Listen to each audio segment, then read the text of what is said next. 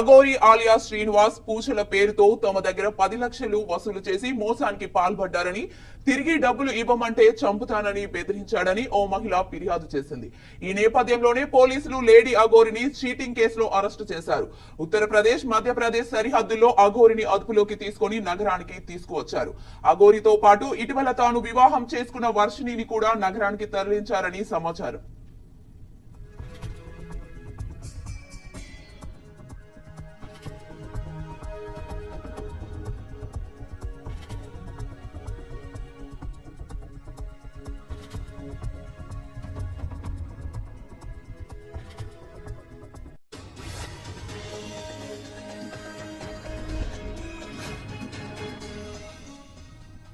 రంగారెడ్డి జిల్లా శంకర్పల్లి మండలం ప్రొద్దుటూరు మండలానికి చెందిన ఓ మహిళ లేడీ అఘోరి మోసాలను ఇటీవల బయట పెట్టారు.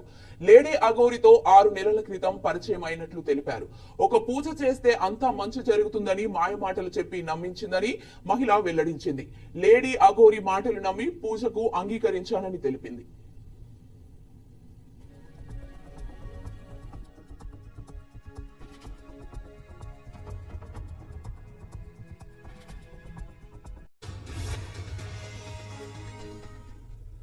వారం రోజుల్లో పూజ చేద్దామని, అందుకు 5 లక్షల రూపాయలు ఖర్చు అవుతుందని అఘోరి అకౌంట్ లో వేశానని తెలిపారు. ఆ తర్వాత పూజ కోసం యూపీలోని ఉజ్జయినిలోని ఫామ్ హౌస్ లోకి తీసుకెళ్లి పూజ చేసిందని చెప్పారు. మరుసటి రోజు మరో 5 లక్షలు తన అకౌంట్ లో వేయాలని, లేకపోతే పూజ విఫలమై కుటుంబం నాశనమవుతుందని లేడీ అఘోరి భయపెట్టిందని అన్నారు.